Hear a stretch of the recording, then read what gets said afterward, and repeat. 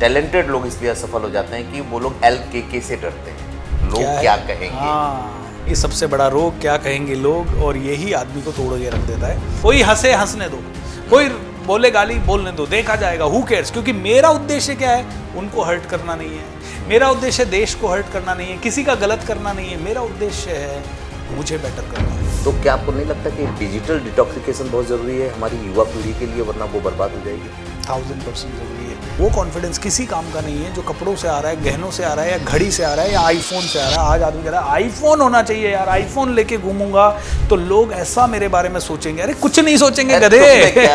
तुम में क्या है? अरे तुम में क्या, आईफोन की इतनी वैल्यू और तुम्हारी बिल्कुल भी वैल्यू नहीं, तुम्हें खुद की वैल्यू नहीं पता और तुम आईफोन की वैल्यू के पीछे भाग रहे हो। अब सफल बनने की प्रोसेस में आता है मोटिवेशन, इंस्पिरेशन, डेडिकेशन, डिसिप्लिन, बड़ा सोच, किताबें पढ़ना, अच्छे लोगों की संगत करना, अच्छे पॉडकास्ट देखना। ये सारी चीज़ें सफल बनने के प्रोसेसेस है।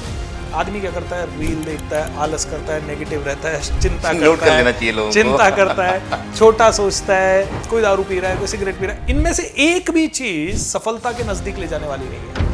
अपवाद मिलेंगे कि ये आदमी सिगरेट भी पी रहा फिर भी सफल है, और आदमी कहता है यार वो भी तो सफल है। आपकी नज़र में सफलता क्या है? सबसे बड़ी सफलता वो है कि जहां आप रिश्तों को भी सहेज के रखें और साथ में आप वहां पहुंच जाएं जहां पहुंचने के प्रोसेस में आपने कई लोगों की ज़िंदगी में वैल्यू ऐड कर दी। ऐसा नहीं कि कईयों को कुचल के आप बहुत जगह पहुंच गए और फिर आपने कहा देखो मैंने I am a self made millionaire. तुम कहाँ से सेल्फ मेड हो गए? तुम्हारी इतनी औकात नहीं है कि थोड़ी सी देर के लिए ऑक्सीजन बंद हो जाए तो तुम जी सको।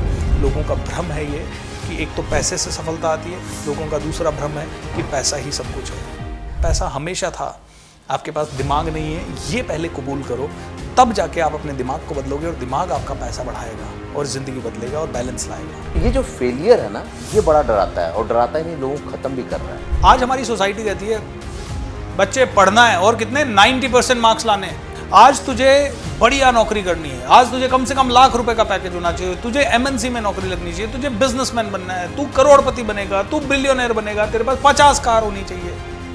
ये तो सिखा दिया हमने अपने बच्चे को कैसे सफल होना है या किस चीज़ में सफल होना है। तुमने कभी ये बात की कि तू बेटा असफल हो जाए तो तुझे क्या करना है? पुराने योद्धा होते थे ना, वो युद्ध में निकलते थे तो वो ये सोच के निकलते थे कि या तो मर के आएंगे या मार के आएंगे। ऑलराइट, वो ये नहीं सोचते थे साला हार गए तो सुसाइड कर लेंगे। अगर उनमें से कोई बच भी जाता था तो वो ये सोचता था वापस से सेना इकट्ठी करूंगा और फिर से चढ़ाई करूंगा, हार कैसे गया मैं। ये जो ताकत है, अंदर की ताकत, लड़ने की ताकत, ये जब तक डेवलप नहीं होगी जब तक आप अपने इतिहास को नहीं पढ़ोगे। खेलोगे, कूदोगे, बनोगे खराब, पढ़ोगे, लिखोगे, बनोगे नवाब। भगवान ने जो टैलेंट दिया उस पर भी तो दुनिया में लोग राज कर रहे हैं। और क्या, अभी कल फुटबॉलर नेमार का मैं पढ़ रहा था, 2700 करोड़ रुपए की संपत्ति, हमारे विराट कोहली भाई की 7,500 8,000 करोड़ की संपत्ति। मतलब क्योंकि एक गुरु के पास इतनी ताकत होती है कि वो किसी को भी चंद्रगुप्त मौर्य बना दे, भारत का सम्राट बना दे। क्या बात। तो मैं तो हमेशा कहता हूँ मेरे सारे गुरुजनों के लिए, मेरी ज़िंदगी सवारी, मुझे खाक से उठा के बैठा दिया फलक पे, मुझे राख से उठा के।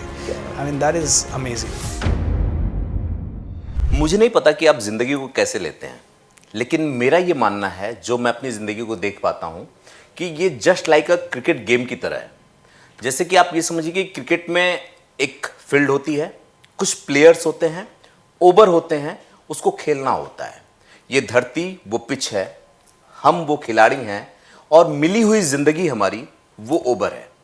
अब उसमें जो लोग बहुत बढ़िया खेलते हैं वो रिकॉर्ड बना जाते हैं, और जो नहीं खेल पाते वो रन आउट भी होते हैं और बोल्ड भी होते हैं। लेकिन अच्छा कौन खेलता है? जिसको अपना गोल पता हो, एम पता हो, पर्पज पता हो।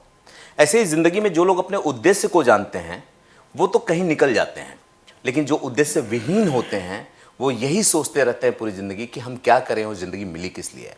और ऐसे में जो आपकी मदद करते हैं वो आपके लाइफ कोच होते हैं। जो बिजनेस कोच होते हैं वो आपके कैरियर को दिशा देते हैं। लाइफ कोच होते हैं वो आपको ये बताते हैं कि ज़िंदगी का पर्पस कैसे ढूंढा जाए। मेरी कोशिश होती है कि जो भी पॉडकास्ट लेके आऊँ, अगर आप अपना समय हमको देते हैं देखने में, तो कुछ आप उसमें से लेकर के जाएं। आज हमारे साथ एक ऐसे ही गेस्ट हैं जो बिजनेस कोच भी हैं और लाइफ कोच भी। मुझे लगता है कि आज बहुत कुछ मिलने वाला है। Thank you so much sir, ये समय। Thank you so much Sarvesh ji, and मैं बड़ा फ़ैन हूँ आपकी आवाज़ की क्वालिटी का, एंड रियली अप्रिशिएट सर आपने इस पॉडकास्ट पे मौका दिया। जो मैं कह रहा था, क्या ये सही है कि आप लाइफ को कैसे देखते हैं कि लाइफ क्या है, क्योंकि आदमी आता है और जाता है, ये तो सत्य है, आना और जाना, उसके बीच की सारी गतिविधियां होती हैं, आप इसको कैसे देखते हैं? मैं यही देखता हूँ कि ये एक जर्नी की तरह है कि जहाँ पे आप चले जा रहे हैं और उसका लुत्फ उठाना है, मज़े करना है। पहले मैं बहुत सीरियस किस्म का इंसान हुआ करता था, मतलब मैं आपको 2007 के पहले का भूपेंद्र बताऊं, जो कि मैं 26 साल का हुआ था उस समय, और उसके पहले का अगर भूपेंद्र बताऊं तो चेहरे पे मायूसी, डिप्रेशन, नेगेटिविटी। एक समय था सर्वेश जी जब मैं सुसाइड करने के लिए निकल पड़ा घर से, क्योंकि मैं 7, 8, 10 दिन तक कॉन्टेम्पलेट करता रहा कि कौन कौन से तरीके से सुसाइड किया जा सकता है, और फाइनली एक तरीका सूझा कि ट्रेन के नीचे कट जाओ और वो सबसे बेस्ट रहेगा। और राजस्थान में गर्मी बहुत पड़ती है, तो सुबह शाम तो घर वाले रहते हैं जागे हुए, तो दोपहर में सब सोए रहते हैं, तो दोपहर में मैं निकल गया। इतना सीरियस पर्सन हुआ करता था, लेकिन मुझे एक अच्छे कोच मिले और उन्होंने कहा जिंदगी एक बार मिली है, हंस के जियो या रो के जियो, जीना तो पड़ेगा।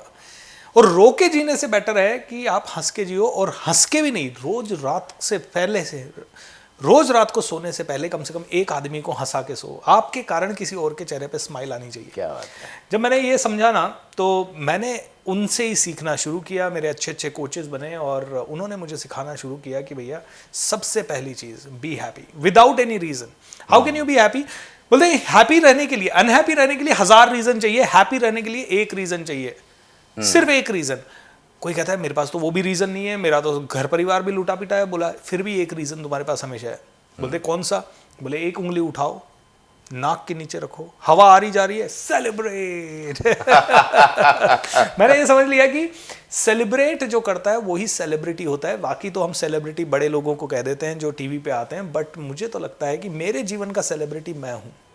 यानी कि सोच जितनी दुरुस्त हो, जिंदगी उतनी ही दुरुस्त होने वाली है। Absolutely. मैंने पढ़ा था कहीं कि आप कहीं जब शुरू में कोच के तौर पे लेक्चर देने गए तो किसी ने ये सवाल किया था कि मैं आपसे ज्यादा सफल हूं, तो मैं आपको क्यों सुनूं, और वही आपकी जिंदगी का टर्निंग पॉइंट था, बहुत बड़ा। तो ये पूछने का और ये याद दिलाने का सिर्फ एक मकसद है, क्या आपकी जिंदगी को भी उद्देश्य मिला तब आप बड़े हुए, या यूं ही चलते रहे? मैंने ट्रेनिंग करना शुरू कर दिया ऐसे ही, बस एक छोटी सी थॉट थी कि हाँ भाई लोगों को इंस्पायर करते हैं, किसी ने हमें इंस्पायर किया। तो अचानक से ऐसी बात हुई कि एक ट्रेनिंग प्रोग्राम दे रहा था और किसी ने कहा भाई साहब मैं तो जा रहा हूँ। मैंने कहा कैसे, अभी तो शुरू हुआ है। और मैंने बड़ी मेहनत करके 30 लोग इकट्ठे किए थे, बड़ी छोटी सी होटल में हमने एक प्रोग्राम किया, उठ के चले गए भाई साहब। मैंने पूछा क्यों? बोले आपके पास कौन सी गाड़ी है? मैंने कहा रिट्स, मेरे पास होंडा सिटी है। आपके पास घर है? नहीं है। मेरे पास 2 घर है, मेरे पास इतना बिजनेस है, ये है वो है। और वो इंसल्ट करके चला गया।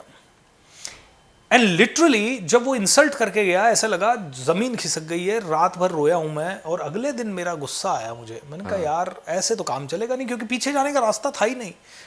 घर वालों ने कहा ट्रेनर बन के क्या करेगा? नहीं मैं ट्रेनर ही बनूंगा, देखा जाएगा जो करेंगे। तो पीछे जाने का रास्ता तो था ही नहीं, और अब आगे जाना था। तो लक्ष्य लिखे सारे, चिंतन किया कि यार वास्तव में कोई लोग मुझे सुनने के लिए आ रहे हैं तो 2 रीजन से आएंगे, या तो मेरे पास नॉलेज एक्सट्रीम हो, जैसे कि सन्यासी होते हैं, गौतम बुद्धा हैं, जिनके पास भले उन्होंने कुछ भी पहन रखा है लेकिन उसके बावजूद भी लोग सुन रहे हैं, कि या तो आपकी नॉलेज एक्सट्रीम हो, या फिर आपके पास कुछ तो ऐसा हो जो लोगों के पास नहीं हो और जिसे देख के लोग इंस्पायर हो। बात तो सही है। तो मैंने फिर अपने लक्ष्य लगाए। तो मैं हमेशा लोगों को कहता हूँ कि जब तक आपके पास बहुत दूर का विजन नहीं है, मैंने उस समय बहुत छोटे छोटे लक्ष्य बनाए। उस समय मुझे विजन का इतना ज्ञान नहीं था, तो मैंने लक्ष्यों के ऊपर ध्यान दिया कि कार आ जाए, मर्सिडीज बेंज आ जाए, घर आ जाए, बंगला आ जाए, ये आ जाए।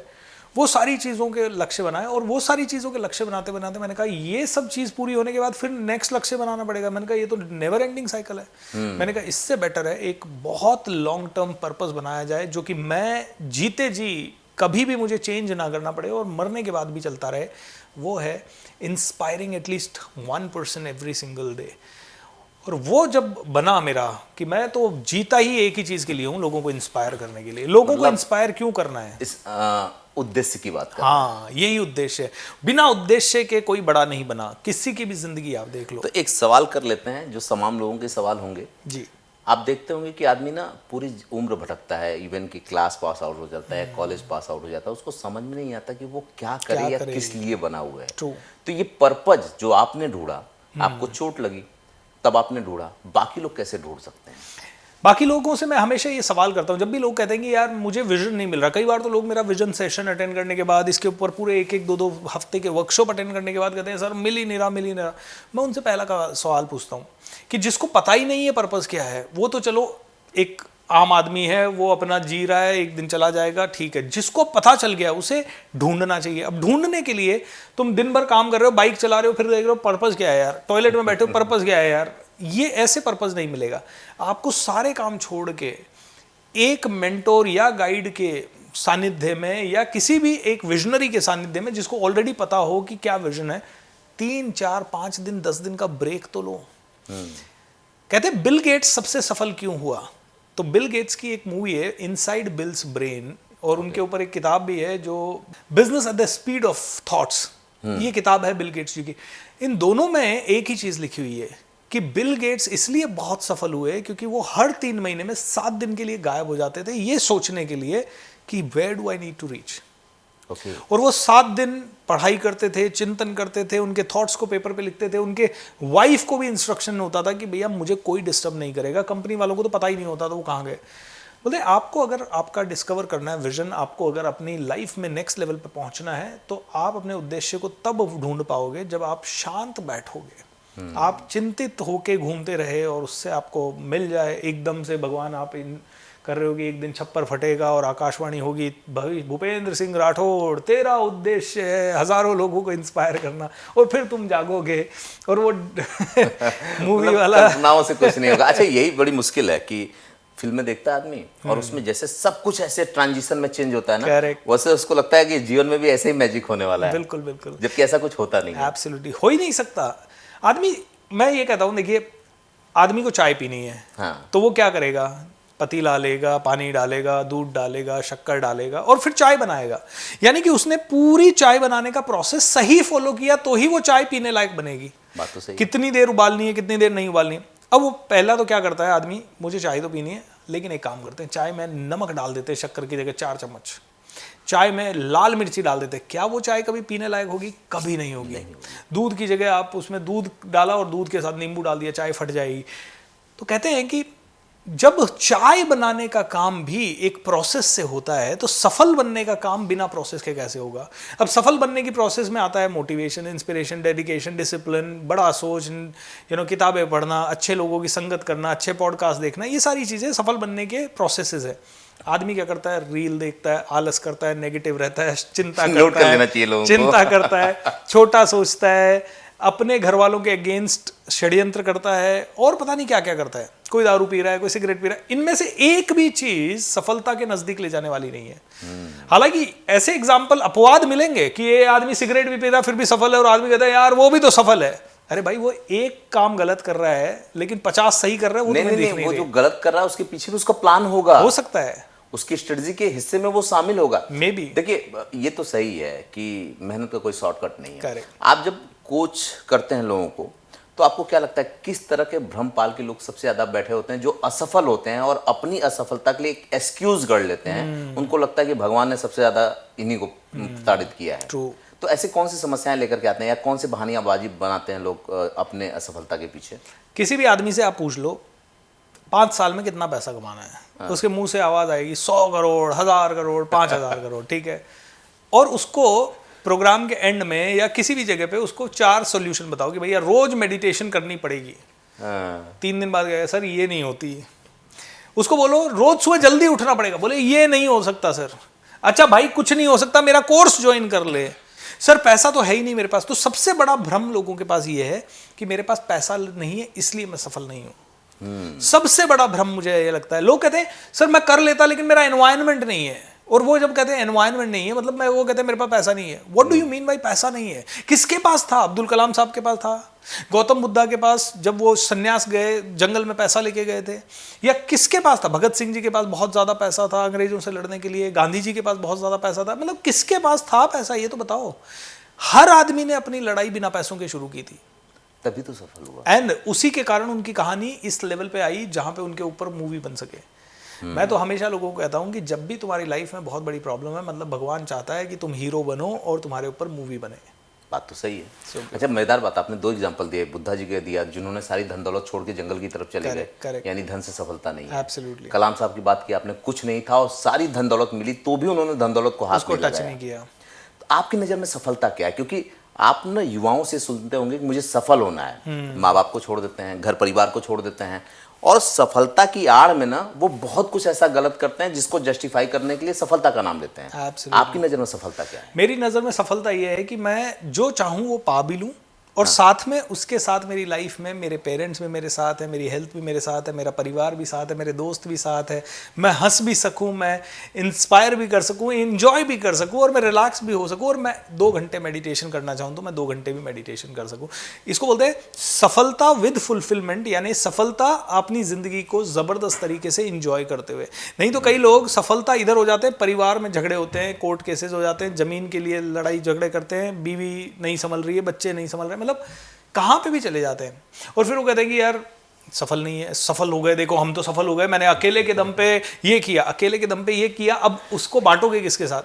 तो एक बहुत अच्छे मोटिवेशनल स्पीकर हैं मेरे गुरु मनीष गुप्ता सर, तो वो एक चीज़ हमेशा कहते थे, भाई तुम्हें सारा पैसा दे दिया, सारी धन दौलत दे दी, पूरी दुनिया के ले लो, और तुम्हें आइलैंड में एक बंदरों के साथ फेंक दिया जाए, सारे बंदरों के साथ फेंक दिया जाए, अब क्या करोगे तुम उसका? किस काम का वो पैसा? तुम्हारा परिवार नहीं, तुम्हारे दोस्त नहीं, तुम कुछ नहीं, बंदर, तुम्हें सारे हीरे जवाहरात दे के सारी दुनिया की सोने की साड़ियां दे दी जाए, तुम क्या कर लोगे वहां पे?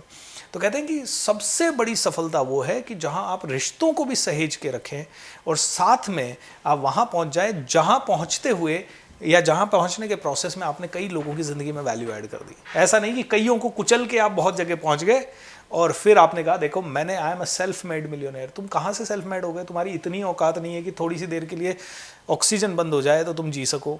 कोरोना वायरस आया तो तुम कहाँ छुप गए थे? तुम्हारी इतनी हिम्मत नहीं थी किसी रोड पे जाके आदमी से मिल सको या मर्जी से कहीं बाहर जा सको। तो उसके बावजूद आप कह रहे हो कि मैंने I am a self made millionaire. I think यही सबसे बड़ा प्रॉब्लम है। लोगों का भ्रम है ये कि एक तो पैसे से सफलता आती है, लोगों का दूसरा भ्रम है कि पैसा ही सब कुछ है। मज़ेदार बात। और जिन लोगों ने यही दो चीज़ मान ली ना उनकी ज़िंदगी हेल हो गई है। मुझे आपके इसमें दो चीज़ नज़र आई। एक तो सफलता का मतलब आपने कहा स्वतंत्रता।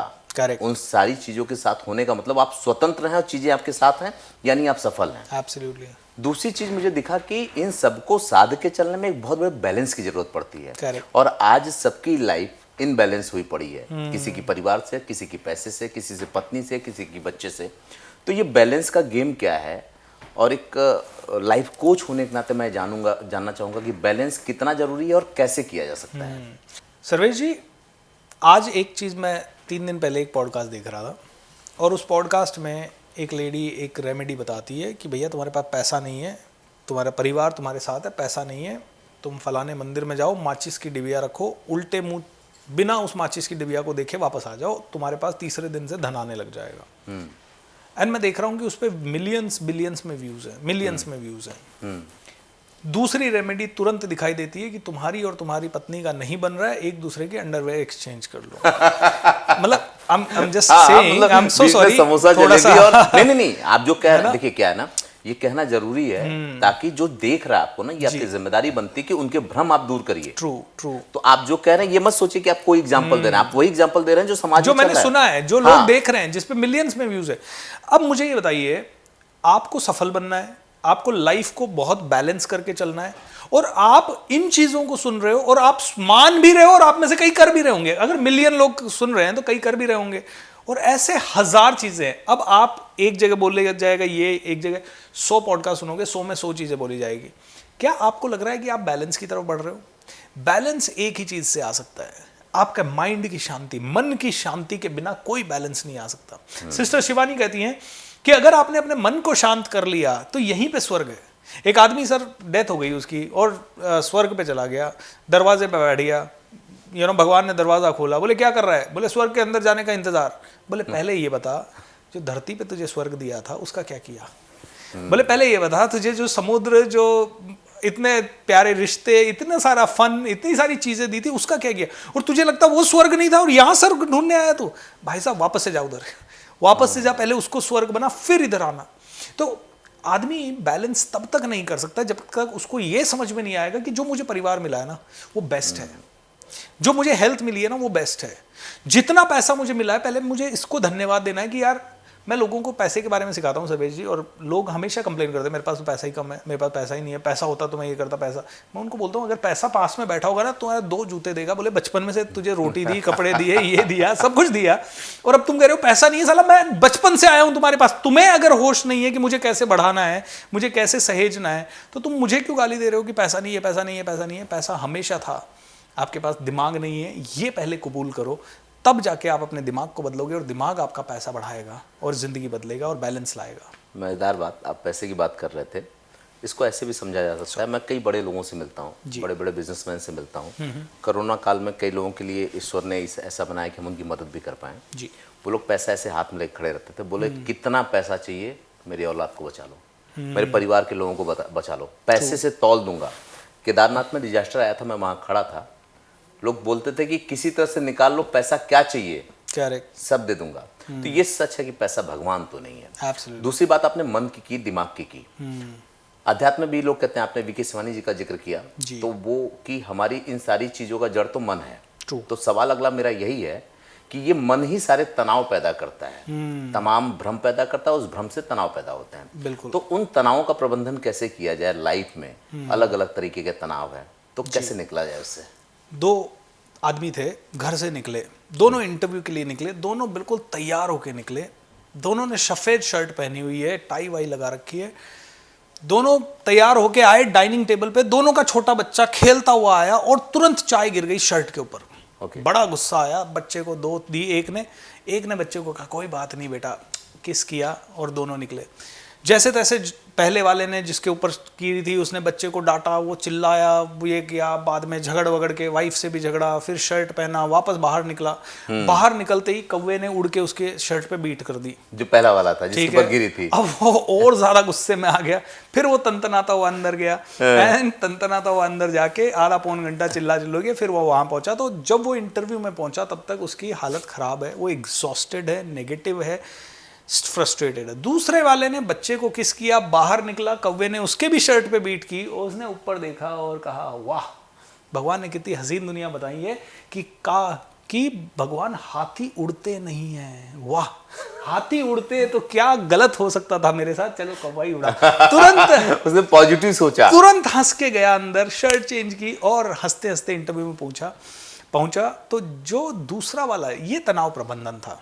हाँ, ये था कि मेरे साथ बुरा तो होगा ही होगा, मतलब मैं इंसान हूं, कभी गाड़ी का टायर भी पंक्चर होगा, कभी ट्रैफिक जैम में मिलेगा, और कभी पैसों का नुकसान भी होगा, तो कभी परिवार वालों से झगड़ा भी होगा। लेकिन उस समय मेरा रिस्पॉन्स कैसा है, मेरा रिस्पॉन्स है या मेरा रिएक्शन है?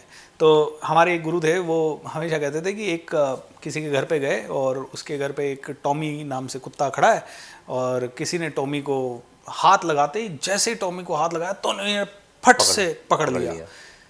बोले 90% लोगों का ये टॉमी बिहेवियर होता है। और इस टॉमी बिहेवियर के कारण एक चेन ऑफ रिएक्शंस क्रिएट होते हैं। जैसे इस बंदे ने अपने बच्चे को मारा, फिर वाइफ से झगड़ा किया, फिर उसके कारण कौवे से झगड़ा किया, फिर वापस शर्ट से झगड़ा किया, घर वालों से झगड़ा किया, अपसेट रहा। उस पूरी प्रोसेस में मान लो 3 घंटे भी वो तनाव में रहा, तो 3 घंटे में उसकी बॉडी की 100 ट्रिलियन कोशिकाएं जो बॉडी के अंदर है, वो सारी तनाव में रही। उन्होंने न प्रोटीन बनाया, वो फाइट फ्लाइट में रही, उसके लिवर ने उनकी सारी आर्टरीज को पतला कर दिया, ब्लड प्रेशर बढ़ गया, हार्ट अटैक की संभावनाएं बन गई, और बॉडी में कई सारी बीमारियों को उसने उस छोटी सी चीज़ में इन्वाइट कर लिया। दूसरे वाले ने सेम सिचुएशन में रिस्पॉन्स किया, तो उसकी बॉडी की सारी कोशिकाओं को समझ में आया, अरे सब कुछ नॉर्मल है, कुछ गलत हुआ ही नहीं है। उन्होंने अपना प्रोटीन बनाना जारी रखा, उनके हार्ट ने अच्छे से काम करना जारी रखा, ब्लड अच्छे से फ्लो होता रहा। आप देखो 2 मिनट के गुस्से से सर्वेश जी थकावट आ जाएगी आपको। आप 2 मिनट गुस्से में चिल्ला लो, आपका चेहरा लाल हो जाएगा, क्योंकि बॉडी ने अपनी सारी प्रोसेसेस कम करके सिर्फ पूरा ब्लड सप्लाई कर दिया आपके दोनों हाथों में, दोनों पाँव में, क्योंकि ये ब्लड चाहिए था लड़ने के लिए। और जैसे ही आप शांत हुए, आप रिलैक्स हो गए। तो तनाव प्रबंधन का सबसे बड़ा तरीका है मेडिटेटिव माइंड, और मेडिटेशन करने से चेहरे पे चमक आती है, मन बुरी से बुरी स्थिति में सही निर्णय ले सकता है, एंड उस सही निर्णय से फिर जिंदगी बेहतर होगी। नहीं, ये तो अच्छा क्या है ना, ये बड़ा अच्छा आपने मुझे बताया, ये पहली बार मुझे भी पता चला कि कैसे रिएक्शन में बॉडी काम करती है, अपनी कोशिकाएं काम करते हैं। लोग इतना सोचते नहीं हैं, Absolutely. अच्छा कभी सोच भी नहीं सकते ना, वो उसके पीछे जाते नहीं हैं। मुझे आपकी इस कहानी में ना अच्छा मजेदार बात क्या है कि जो मैं आपसे पूछना चाहता हूँ आप एक कहानी सुना देते हैं, मेरा अगला सवाल निकल के आ जाता है। इस कहानी में मुझे एक चीज समझ में आई कि ये दोनों कैरेक्टर थे ना, एक ने बीट किया उसके ऊपर उस कबूतर ने और बच्चे ने गिराया तो वो तनाव में आ गया, दूसरे का कॉन्फिडेंस लेवल गजब का था, उसने उसमें भी ह्यूमर पैदा किया और कहा कि कबूतर था तो बीट किया, अगर हाथी होता तो क्या होता, मतलब हम तो चले ही जाते। तो ये जो कॉन्फिडेंस का खेल होता है जिंदगी में ना, बड़ा मायने, आज मैं आपके साथ बैठ के बात कर रहा हूँ, अगर मेरा कॉन्फिडेंस ना होता तो मैं बात नहीं कर पाता। एब्सोल्युटली। तो ये कॉन्फिडेंस कैसे आदमी बिल्डअप करे, और बहुत लोग अपने जीवन में सिर्फ इसलिए असफल होते हैं या आप ये कहिए कि उनकी परफॉर्मेंस अंडर होती है क्योंकि उनका आत्मविश्वास ही नहीं होता। तो ऐसे लोग कैसे बाहर आए? मेरा आत्मविश्वास नहीं था, तो मैंने कैसे डेवलप किया पहले वो बता देता हूँ, और उसके बाद एक दो और चीज़ें। तो सबसे पहला तो मुझे तो पता ही नहीं था कि कॉन्फिडेंस बढ़ता कैसे है, लेकिन पहला मेरा लेवल कॉन्फिडेंस का तब बढ़ा जब मुझे पहला रिजल्ट आया। मैंने पहली बार जिंदगी में, मुझे सबसे ज़्यादा अच्छा तब लगा जब मैंने अंग्रेज़ी 3 महीने में सीख ली। नहीं तो मैं 10-12 साल से सोच रहा था अंग्रेज़ी तो आ ही नहीं सकती, अंग्रेज़ी तो बहुत मुश्किल है, और हर बार हम सोचते थे दोस्त कल से अपन अंग्रेज़ी में बात करेंगे, कल से अपन अंग्रेज़ी का अखबार पढ़ेंगे, ये सब करते थे। कभी कभी अंग्रेज़ी की ट्यूशन भी लेते थे, लेकिन कभी भी समझ में नहीं आती। लेकिन एक समय ऐसा आया कि लगा कि अब नौकरी नहीं मिलेगी, और नौकरी कैसे मिलेगी? अंग्रेजी सीखने से मिलेगी। तो अंग्रेजी सीखना ज़रूरी हो गया, और जब अंग्रेजी सीखना ज़रूरी हो गया, पीछे जाने के रास्ते बंद हो गए। फिर एक कोच लिए, उन्होंने जो बताया बहुत सीरियसली किया, 12-15 घंटे पढ़ाई की, और 3 महीने के बाद अंग्रेजी का कांटा ना जुप निकल जाएगा पूरा।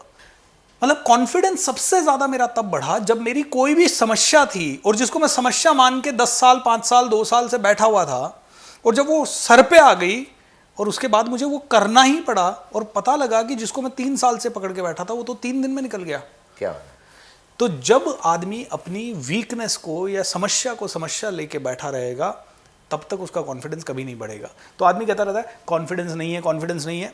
आपको एक बहुत रोचक बात बताता हूँ। कई लोग मेरे पास आते हैं और बोलते हैं सर कॉन्फिडेंस नहीं है।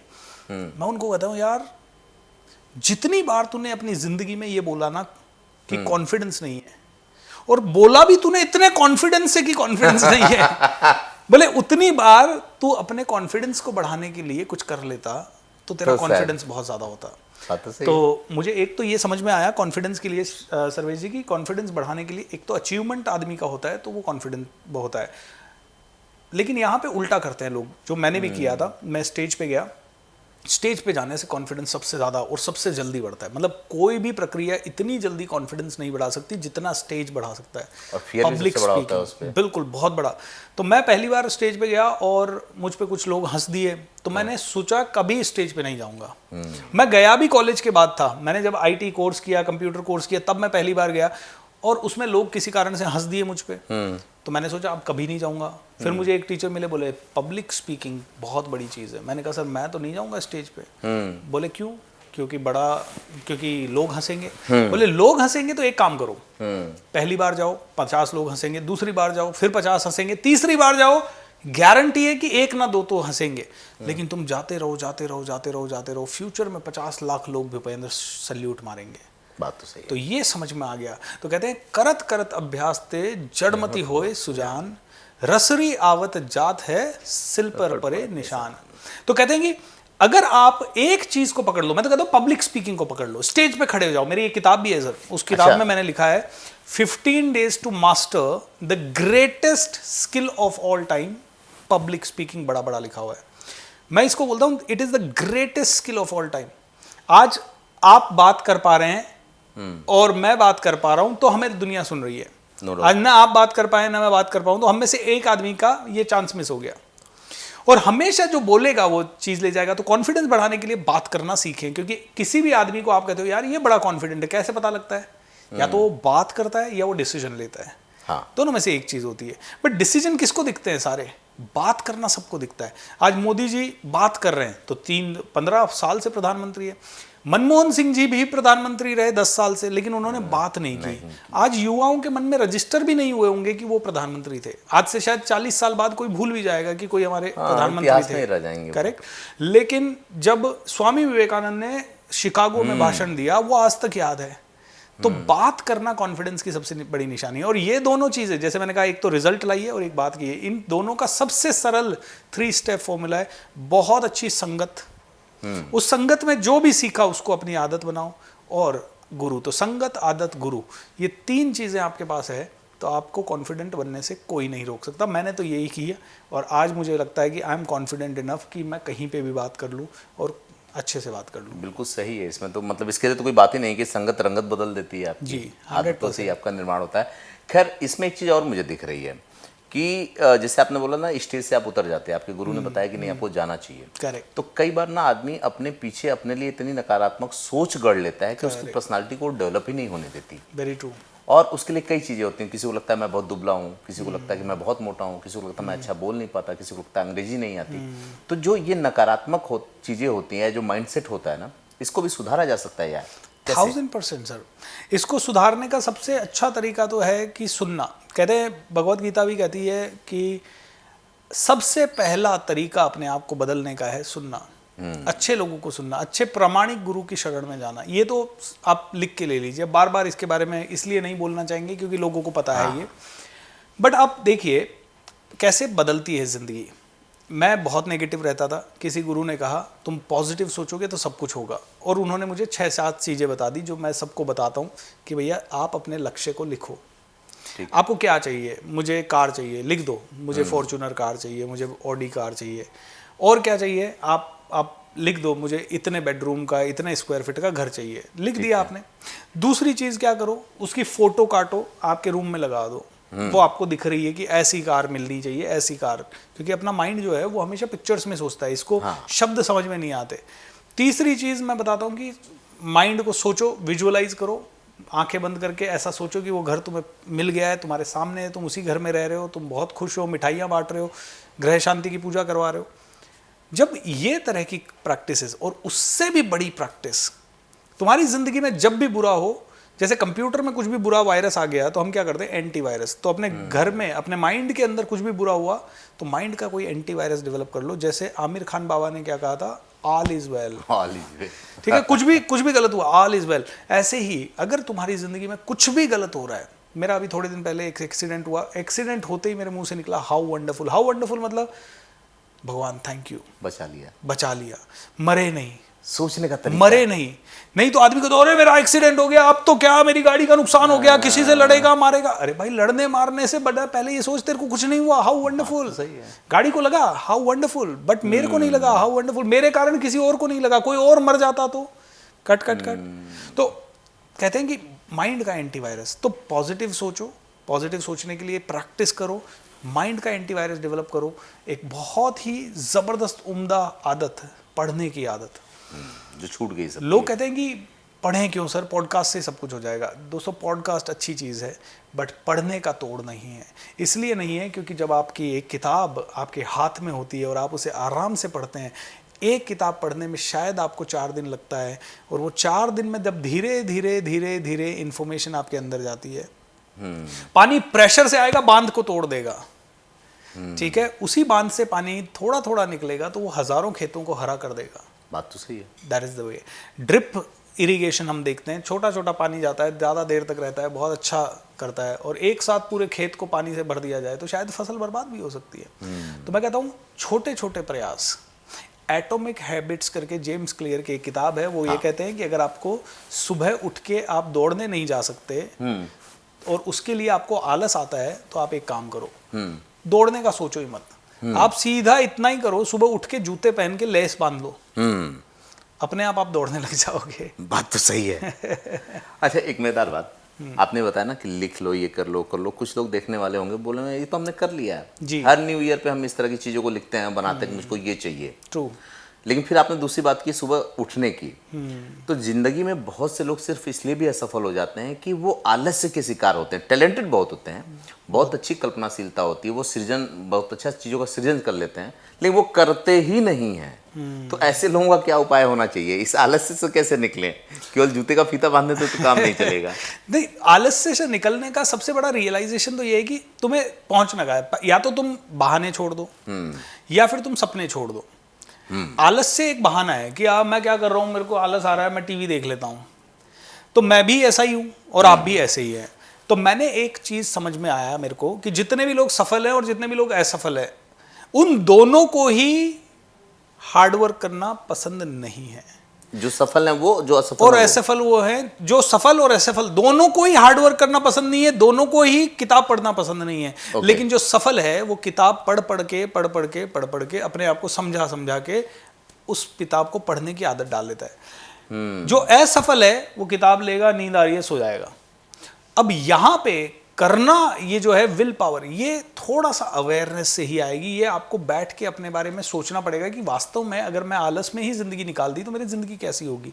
जिसके पास चिंतन शक्ति ही नहीं है वो तो पशु समान है। भगवत गीता कहती है मनुष्य और पशु में क्या समानता है, तो भाई दोनों सेक्स करते हैं, दोनों बच्चे पैदा करते हैं, दोनों अपना खाना खाते हैं, दोनों सो जाते हैं।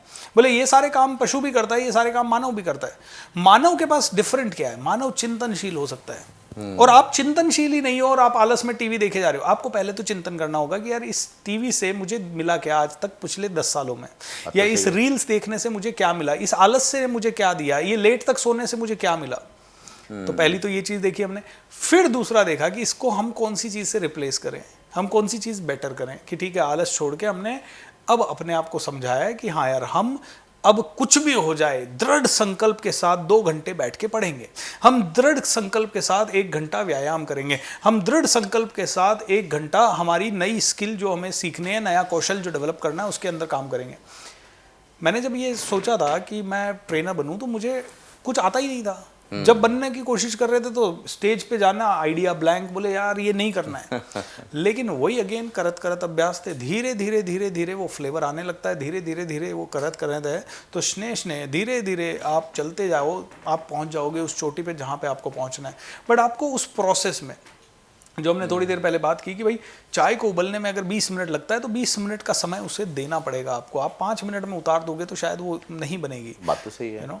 तो अल्टीमेटली जो आपने सवाल किया कि लोग करना चाहते हैं बट कर नहीं पाते, तो यहाँ पे एक विल पावर डेवलप करने का बहुत बड़ा खेल है। और विल पावर छोटी चीज़ें कंटिन्यूअसली करने से ज़्यादा डेवलप होती है। लेकिन एक लोग और भी आते हैं, एक तरह के और लोग आते हैं, वो भी इसको देख रहे होंगे, उन्होंने खूब मेहनत की होगी, प्रयास भी किया होगा और नहीं मिला। हाँ, वो फेल हो गए। और वो जो फेलियर का डर है ना, वो उनकी ज़िंदगी में इस तरह बैठ गया कि दोबारा प्रयास ही नहीं करने दिया। तो आप अपने फेलियर के माध्यम से ये समझा सकते हैं क्या, क्योंकि आपकी कहानी भी कुछ इसी तरह की है कि आप सुसाइड करने वाले थे, स्टेज से भाग गए थे, एक बार नहीं कई बार भागे, लेकिन उसके बाद आप सफल रहे। तो जो फेलियर होता है ना, उससे कैसे निपटें, क्योंकि आज का यूथ ना उस फेलियर को संभाल ही नहीं पा रहा। आप देखेंगे रोज खबरें पढ़ेंगे अखबार में और टीवी में कि कोई लड़का गया सुसाइड। अभी कल मैं एक खबर पढ़ा था, एक लड़की ने एक लेटर लिखा कि मम्मी पापा मैं अंग्रेजी नहीं सीख पा रही हूँ, और उसने जहर खा लिया। कोई कहता है कि मैं टीचर को नहीं झेल पा रहा हूँ, और वो सुसाइड कर लेता है। तो ये जो फेलियर है ना, ये बड़ा डराता है, और डराता ही नहीं, लोगों को खत्म भी कर रहा है। इसका सर्वेश जी है ना, आंसर थोड़ा सा लंबा देने की कोशिश करूंगा, इसलिए क्योंकि मुझे लगता है ये आपने बहुत ही प्यारा सवाल पूछा है। आज हमारी सोसाइटी कहती है बच्चे पढ़ना है और कितने 90% मार्क्स लाने हैं। हाँ, आज तुझे बढ़िया नौकरी करनी है, आज तुझे कम से कम लाख रुपए का पैकेज होना चाहिए, तुझे एमएनसी में नौकरी लगनी चाहिए, तुझे बिजनेसमैन बनना है, तू करोड़पति बनेगा, तू बिलियनर बनेगा, तेरे पास 50 कार होनी चाहिए। ये तो सिखा दिया हमने अपने बच्चे को कि कैसे सफल होना है या किस चीज में सफल होना है। तुमने कभी ये बात की कि तू बेटा असफल हो जाए तो तुझे क्या करना है? ये जैसे आपने बच्ची का एग्जाम्पल दिया, मैंने एक खबर पढ़ी कि एक बहुत अच्छे कॉलेज IIM वगैरह से पढ़े हुए हस्बैंड वाइफ शादी होके अमेरिका चले गए, बहुत अच्छा वहाँ रहा, वहाँ जाके एक बार जॉब चली गई, करोड़ों कमाते कमाते एकदम जीरो पे आ गए, 6 महीने जॉब नहीं मिली, दोनों बच्चों को जहर दे दिया, खुद भी सुसाइड कर लिया। क्योंकि हमारी सोसाइटी कभी फेलियर को एक्सेप्ट ही नहीं करती है, ना हम फेलियर के बारे में बात करते हैं, ना हम अपने बच्चों को और किसी को भी सिखाते हैं कि फेलियर को कैसे डील करना है। तो देखिए, इसीलिए कहते हैं कि आदमी के अंदर ना, वो जो पुराने योद्धा होते थे ना, वो युद्ध में निकलते थे तो वो ये सोच के निकलते थे कि या तो मर के आएंगे या मार के आएंगे। ऑलराइट, वो ये नहीं सोचते थे साला सुसाइड कर लेंगे मर गए तो, यस, या हार गए तो सुसाइड कर लेंगे। अगर उनमें से कोई बच भी जाता था तो वो ये सोचता था वापस से सेना इकट्ठी करूंगा और फिर से चढ़ाई करूंगा, हार कैसे गया मैं। बोले ये लड़ने का जज्बा, ये जो ताकत है अंदर की ताकत, लड़ने की ताकत, ये जब तक डेवलप नहीं होगी जब तक आप अपने इतिहास को नहीं पढ़ोगे। आपको इतिहास पढ़ना पड़ेगा, आपको लड़ना पड़ेगा, आपको लड़ना सीखना पड़ेगा। आज क्या करते हैं माता पिता, मैं आपसे एक सिचुएशन देता हूं, ट्रेन में एग्जाम दिलवाने के लिए ले जा रहे हैं 2 बच्चों को, एक बच्चा अकेला जा रहा है, ओके, मस्त रह रहा है आराम से, जहां बैठ रहा है, खा रहा है। एक माता पिता बच्चे के साथ एग्जाम दिलवाने के लिए, और बड़ा बच्चा 20 साल का बच्चा, उसको कोई कॉम्पिटिटिव, और माता पिता, बेटा 10 बज गए, अभी ओढ़ ले, अभी लाइट बंद कर दे, अभी सो जा, किताब इधर रख दे, अभी किताब खोल ले। और वो एक दूसरा बच्चा है, वो बिल्कुल बिंदास जा रहा है। उस बच्चे से पूछा गया, भाई तू अकेला क्यों जा रहा है और इसके तो मम्मी पापा है? बोले मेरे माता पिता किसान हैं, उनके पास पैसा ही नहीं है कि हम 3 जने ट्रैवल करें। ठीक है, अब मुझे बताइए इन दोनों में से सफल कौन सा बच्चा बनेगा? जो अकेले जा रहा है, जो अकेले जा रहा है, क्योंकि परिस्थितियों से लड़ रहा है, परिस्थितियों से लड़ना सीख गया, दिमाग, ब्रेन का डेवलपमेंट हो रहा है, वो डर खोल रहा है अपना। आपको याद है जितने भी लोग क्लास में टॉपर आ रहे हैं या फर्स्ट डिवीजन आ रहे हैं, 70% आ रहे हैं, 80% आ रहे हैं, सामने बैठे हैं टीचर के, लेकिन ज्यादा पैसा कमाने वाला बैक बेंचर होता है, बैक बेंचर, रूल करने वाला बैक बेंचर होता है। पॉलिटिशियंस मोस्टली बैक बेंचर्स आपको मिल जाएंगे। कैसे? मैं क्यों हंस रहा हूँ कि बीच में एक वो चला था, मतलब कहते हैं ना कहावतें बन जाती हैं कि ये टॉपर था और मॉनिटर था, तो ये IAS PCS बन के ब्यूरोक्रेसी में काम कर रहा है, और ये पीछे बैठा हुआ था ना, ये उसको गवर्न कर रहा है। एब्सोल्युटली। मैं, और ये लोग हंसेंगे कि नहीं आप तो पढ़ाई की वैल्यू को डीमीन कर रहे हैं, नहीं ऐसा नहीं है। मैं कह रहा हूँ वो बैक बेंचर के साथ साथ, मतलब सॉरी, वो फ्रंट बेंचर के साथ साथ आप अपने अंदर साहस भी लिया है, जो कि बैक बेंचर में आ जाता है। क्योंकि बैक बेंचर शरारतें करता था, टीचर की डांट भी खाता था, बाहर उसको पता है कि मुझे नौकरी तो मिलनी नहीं है, वो छोटा धंधा भी कर लेगा, वो ऐसा धंधा भी कर लेगा जिसमें लोग उसको झड़क के जाएंगे।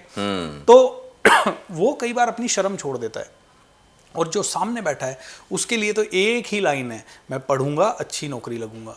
ये कहता है मेरे पास तो 50 लाइनें खुली है, मैं पढ़ के पता नहीं टायर की दुकान खोलूंगा या पंचर की दुकान खोलूंगा, शायद मैं कुछ और करूंगा, या रेस्टोरेंट डालूंगा, ढाबा डालूंगा, अखबार बांटूंगा। ये सब ऑप्शंस के लिए ओपन है। तो आई थिंक जो हमें फेलियर्स को नहीं समझा पाते वो यही है कि हमने अपने बच्चों को, जो कि शेर पैदा हुए, उन्हें सर्कस का शेर बना दिया है। हम कहते हैं सर्कस का शेर, तू शिकार नहीं करेगा, तू ये ले। क्या? एक दिन खबर आई अखबार में कि सर्कस का शेर पिंजरा तोड़ के भाग गया, और अगले दिन अखबार में खबर थी कि 10 कुत्तों ने उसका शिकार कर लिया। एंड दैट इज हाउ हम अपने बच्चों को कई बार सर्कस का शेर बना देते हैं। तो आइडिया बहुत सिंपल है सर। आइडिया है कि अपने बच्चे को एक्सपोजर दो, उसे गवर्न मत करो, उसे कंट्रोल मत करो, उसकी लाइफ को कंट्रोल मत करो कि यही कर, ऐसे ही कर, हमने बताया वैसे ही कर। उसे फ्रीडम दो कि बेटा तुझे ये एग्जाम पास करके आना है, तू अकेला जाके आएगा। उसे फ्रीडम दो कि भाई हाँ हमने तुझे ये 4 सुविधाएं दे दी, अब ऑब्जर्व करो, बच्चे को सपोर्ट जरूर करो, लेकिन ये मत करो कि हर चीज़ में तुम चम्मच से दूध पिला रहे हो। I think that will not be really good. मेरा अगला जो सवाल था ना, उसका जवाब आपने दिया। मैं यही पूछने वाला था कि आत्मनिर्भरता कितनी जरूरी होती है। वो 2 बच्चों के माध्यम से आपने समझा दिया कि एक आत्मनिर्भर अकेले जा रहा है तो वो अपना एक समाज तैयार कर लेगा, लेकिन दूसरा तो पापा मम्मी की उंगली पकड़ के चल रहा है तो वो कहाँ तक जा पाएगा। ये पेरेंट को भी समझने की जरूरत है। वो आजकल इतने केयरिंग हो जाते हैं कि लगता है उस केयर में ही उसकी अपनी जो मतलब काबिलियत होती है ना, उसको मार देते हैं। जी। एक चीज़ याद आई सर, मैं कहना चाहूँगा, शायद आप पता नहीं आप इसको कैसे देखेंगे। एक ज़माना में, अच्छा अभी भी हमारे पेरेंट्स ना उसी उसमें चल रहे हैं, जो पहले कहावत थी ना कि खेलोगे कूदोगे बनोगे खराब, पढ़ोगे लिखोगे बनोगे ना बाप। जबकि अब मामला बदल चुका है। इस डिजिटल के दुनिया में इतने ऑप्शन आ गए हैं कि जरूरी नहीं कि केवल पढ़ लिख के ही, भगवान ने जो टैलेंट दिया उस पर भी तो दुनिया में लोग राज कर रहे हैं। और क्या, खेलों से भी आदमी देखो। हाँ, अभी कल फुटबॉलर नेमार का मैं पढ़ रहा था, 2700 करोड़ रुपए की संपत्ति है। हमारे विराट कोहली भाई की 7,500 8,000 करोड़ की संपत्ति। मतलब इट इज़ इनक्रेडिबल। इनफैक्ट मेरे गुरु ने तो बहुत ही गलत तरीके से, बहुत ही हार्श तरीके से मुझे समझाया। बोले इस दुनिया में 4 तरह के आतंकवादी होते हैं। अच्छा। बोले सबसे पहले पेरेंट्स, हाँ। दूसरे आपके टीचर्स, हाँ। तीसरे आपके दोस्त, और चौथे आप खुद। बोले कैसे? बोले पेरेंट्स ना इतना प्यार दे देते बच्चे को कि उसकी सारी पोटेंशियल का मर्डर कर देते, मतलब उसके अंदर जो हीरो छुपा हुआ है उसका मर्डर कर देते हैं। वो बच्चा जिंदगी भर हीरो बन ही नहीं पाता, वो हमेशा एक दब्बू सा, डरा हुआ सा, जिंदगी भर कॉम्प्रोमाइज करने, छोटी सी मुसीबत से हार जाने वाला इंसान बन जाता है। दूसरा गुरु, क्योंकि एक गुरु के पास इतनी ताकत होती है कि वो किसी को भी चंद्रगुप्त मौर्य बना दे, भारत का सम्राट बना दे। क्या बात है। लेकिन गुरु कहता है कि भैया तू अंग्रेजी पढ़ ले, बस तू मेरे सब्जेक्ट में तेरे मार्क्स आने चाहिए। हाँ। तीसरा दोस्त, मैं जब भी स्टेज पर चढ़ने की कोशिश की, कोई ना कोई दोस्त कहता अबे पागल हो गया क्या, हंसेंगे लोग, मैं नहीं जा रहा, तेरे कारण मेरे को भी जाना पड़ेगा। तो सारे दोस्त। एंड चौथा फिर इन तीनों की बात मान के हम खुद, क्योंकि हमारे अंदर फिर बुद्धि नहीं होती। हम, हमारे सारे समाज की सबसे बड़ी समस्या ये नहीं है कि किसी के पास पैसा कम है या किसी के पास ज़्यादा है। समाज की सबसे बड़ी समस्या है कि हम लोग कन्फर्मिटी करके अंग्रेजी में एक शब्द है, इसका मतलब है हम कहते हैं मैं जो कर रहा हूं दूसरों के हिसाब से वो सही तो है ना। हर चीज में हम कंफर्म करना चाहते हैं, हर चीज में कि ये सही तो है ना, ये सही तो है ना, मैंने ये कपड़ा पहना ये सही तो लग रहा है ना, 4 बार कांच में देखूंगा, 4 लोगों से पूछूंगा सही तो है ना, और ये थोड़ा भी गलत लग रहा है तो मेरा कॉन्फिडेंस तुरंत डाउन हो जाएगा। तो मेरे टीचर कहते थे अगर कपड़ों के कारण तुम्हारा कॉन्फिडेंस आ रहा है तो जिस दिन तुम्हारे बदन पे कम कपड़े होंगे या नहीं होंगे उस दिन चला भी जाएगा। तो वो कॉन्फिडेंस किसी काम का नहीं है जो कपड़ों से आ रहा है, गहनों से आ रहा है, या घड़ी से आ रहा है, या आईफोन से आ रहा है। आज आदमी कह रहा है आईफोन होना चाहिए यार, आईफोन लेके घूमूंगा तो लोग ऐसा मेरे बारे में सोचेंगे। अरे कुछ नहीं सोचेंगे गधे, तुम में क्या है भाई, तुम में क्या है? अरे तुम में क्या, आईफोन की इतनी वैल्यू और तुम्हारी बिल्कुल भी वैल्यू नहीं, तुम्हें खुद की वैल्यू नहीं पता और तुम आईफोन की वैल्यू के पीछे भाग रहे हो। अच्छा, ये समाज खोखला कर रहा है। ये मेरा अगला सवाल भी इसी पे था, लेकिन उससे पहले मैं एक सवाल करूंगा आपसे। जो आपने आईफोन बोला ना, मैं डिजिटल पे ही आने वाला था कि आज की पीढ़ी को डिजिटल ने कितना प्रभावित किया है। लेकिन उससे पहले कि आपने ये बोला कि लोगों के हिसाब से सोचते हैं हम कैसा पहनेंगे, माँ बाप सोचते हैं कि हमारे बच्चे परफॉर्म नहीं करेंगे तो लोग क्या कहेंगे। मैंने कहीं पढ़ा था कि 90% लोग अपने जीवन में, टैलेंटेड लोग इसलिए असफल हो जाते हैं कि वो लोग LKK से डरते हैं, लोग क्या कहेंगे। इसका क्या तोड़ होना चाहिए, और क्या अनुशासन या आत्मानुशासन इसमें मदद कर सकता है? बहुत ज़्यादा। लोग क्या कहेंगे ये तो आपने सुना ही है कि सबसे बड़ा रोग क्या कहेंगे लोग, और यही आदमी को तोड़ के रख देता है। यहाँ पे किसी ने बहुत ही सही बात कही है कि जब भी आपको लोगों का डर लगे तो 3 सवाल अपने आप से पूछ लो। पहला सवाल कि भाई क्यों लग रहा है ये डर, क्या जो मैं कर रहा हूँ वो सोसाइटी के लिए गलत है? नहीं। दूसरा, अपने आप से पूछो कि क्या जो मैं कर रहा हूं उससे किसी दूसरे को बहुत बड़ा नुकसान है? तीसरा, जो भी मैं कर रहा हूं उसके कारण क्या मेरी जिंदगी बड़ी हो सकती है?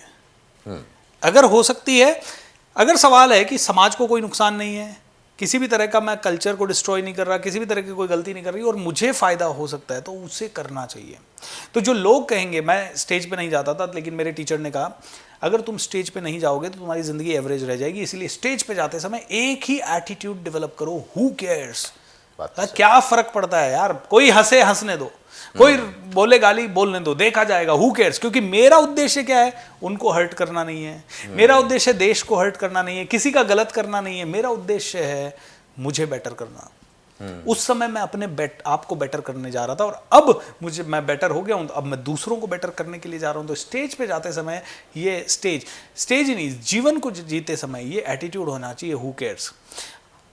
मैं हु केयर्स का मतलब ये नहीं है कि मैंने आज नई गाड़ी ली है, अब मैं तो पूरी गली में पूरा हॉर्न बजा के सबको रात को 12 बजे जगाऊंगा, हु केयर्स, बोला यार क्या फर्क पड़ता है। नहीं, वो गलत हो जाएगा, आदमी अपने साथ मतलब भी निकालता है। वो आपका घमंड हो जाएगा।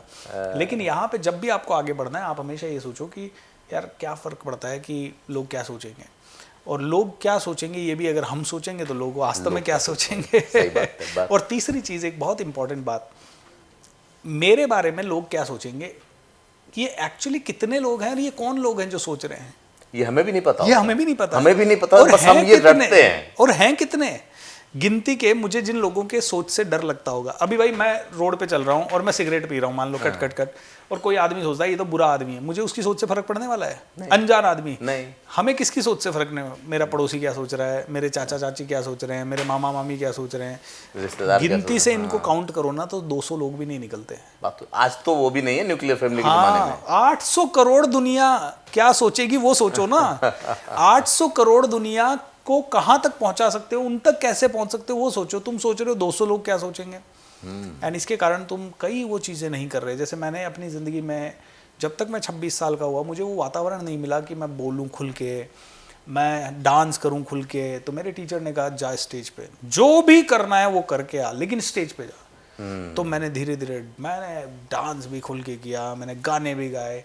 मुझे नहीं आता था तो मैं यूँ पेपर ले जाता था प्रिंट करके और मस्ती से गा देता था, क्योंकि मुझे कहते हैं कि गुरु अगर अच्छा मिल जाए ना, तो आपकी ज़िंदगी ऐसे संवरती है।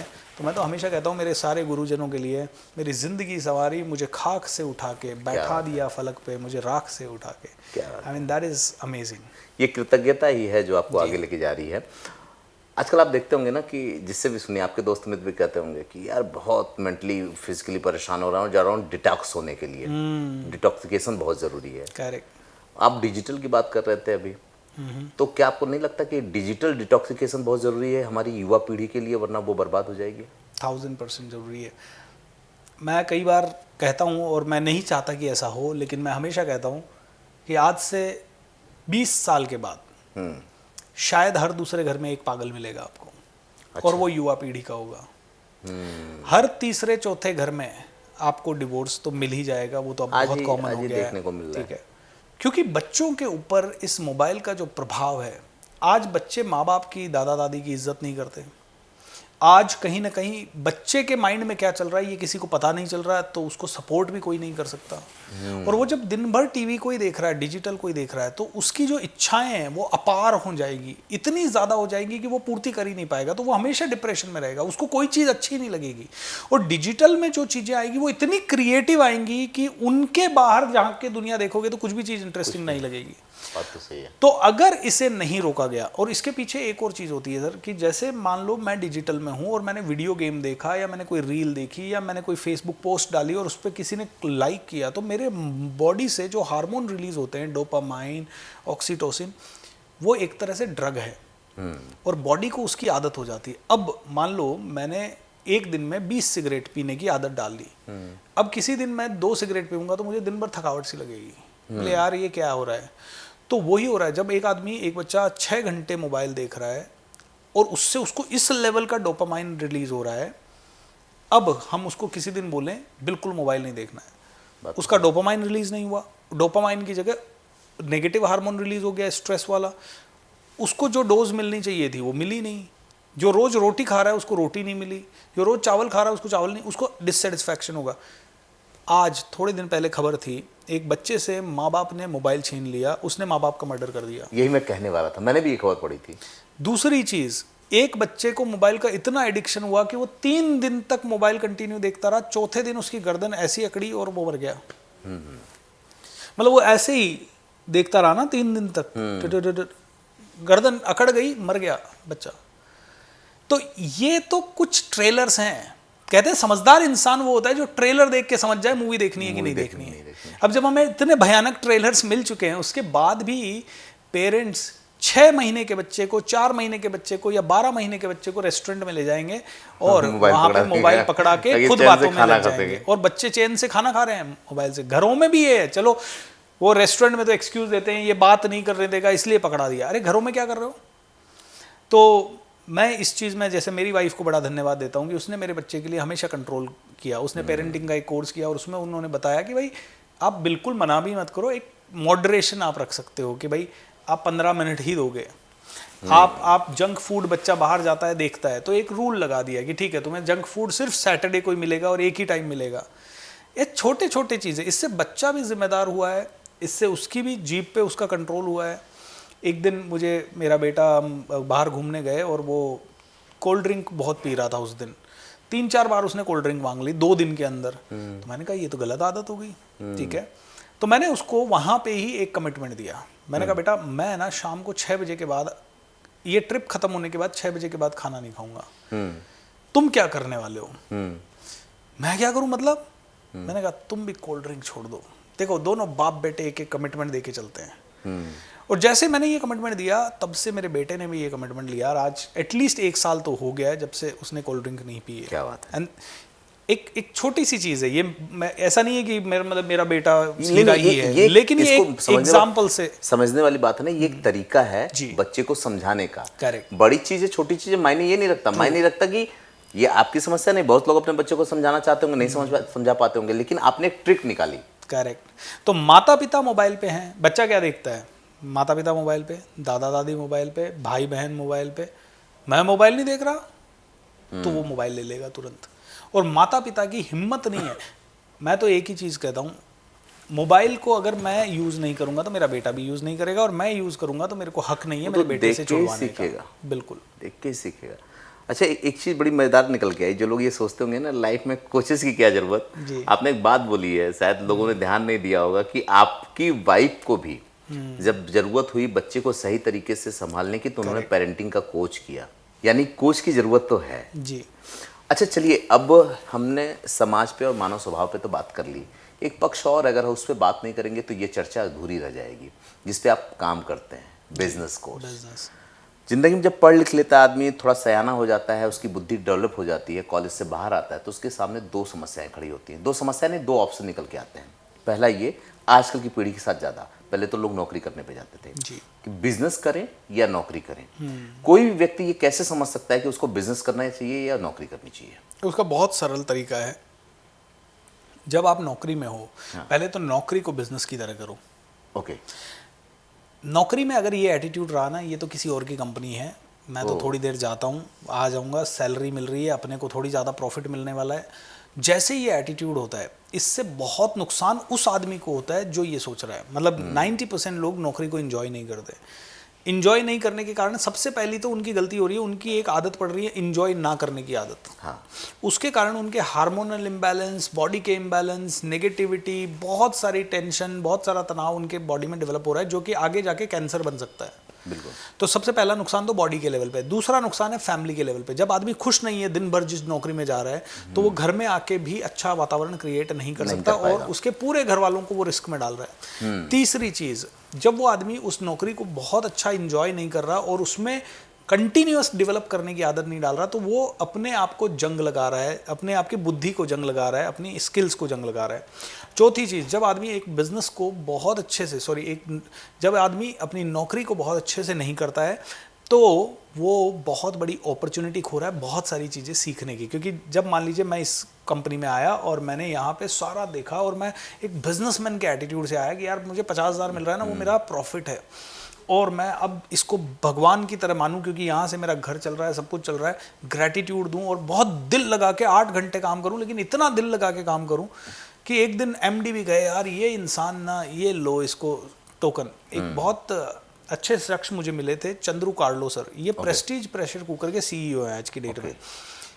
इनसे मैंने पूछा इंटरव्यू में कि आप सीईओ कैसे बने, तो उन्होंने कहा सर 1992 में हमारी कंपनी बहुत स्ट्रगल कर रही थी, बहुत भयंकर स्ट्रगल, मतलब बैंकरप्ट होने के, बंद होने के कगार पे थी। तब हम 2-3 सेल्समैन हम लोग उठे और हमने कंपनी के मैनेजमेंट को जाके ये कहा कि हम आपको हर महीने या हर साल 30% की ग्रोथ देंगे। एंड मैनेजमेंट को हमारा सुझाव पसंद आया और हमने दिल लगा के काम किया। बोले कि हम बाकी नहीं जानते मार्केट से पैसा आएगा नहीं आएगा, कंपनी डूबेगी नहीं, लेकिन जब तक ये कंपनी है तब तक हम हर महीने 30% की ग्रोथ देंगे। ये करते ही पूरी कंपनी में एक माहौल बन गया, धीरे धीरे सबने 30% की ग्रोथ दी और वो कंपनी 10 साल के अंदर ओवर सक्सेसफुल हो गई। और फिर 20 साल के बाद चंद्रू कार्लो सर उसी कंपनी के सीईओ हो गए। जो सेल्समैन थे वो सीईओ हो गए। तो ये होता है एंटरप्रेन्योरशिप एटीट्यूड जॉब में।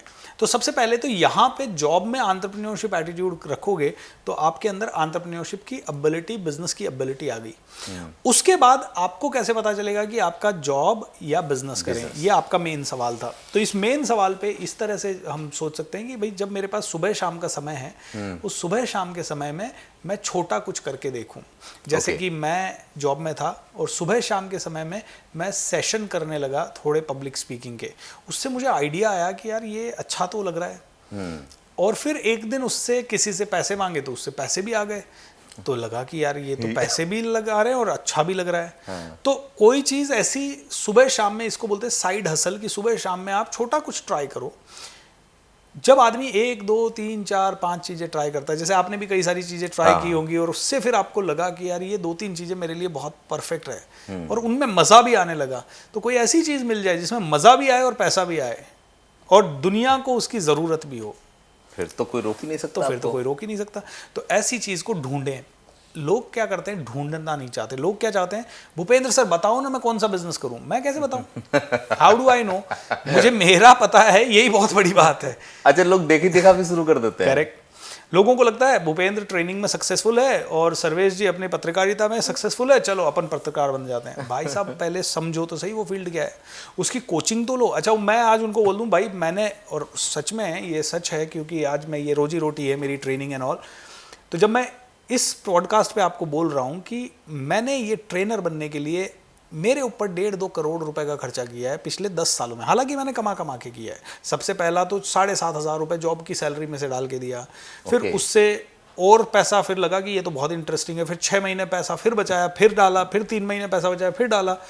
तो पहले 2-3 साल तो जॉब में से ही बचा के डाले, तो घर वाले नाराज़ हो गए बोले आई यू मैड, घर पे पैसा ही नहीं दे रहा, तू बिगड़ गया है, तू पूना जैसी सिटी में जाके बिगड़ गया है, तू शायद कुछ गलत काम कर रहा है, इसलिए तू पैसा नहीं भेज रहा। क्योंकि हर माँ बाप को यही डर लगता है, यार बच्चा कमा तो रहा है, घर में क्यों नहीं भेज रहा है। जमाना भी तो ऐसा हो गया, और जमाना भी वैसा ही था।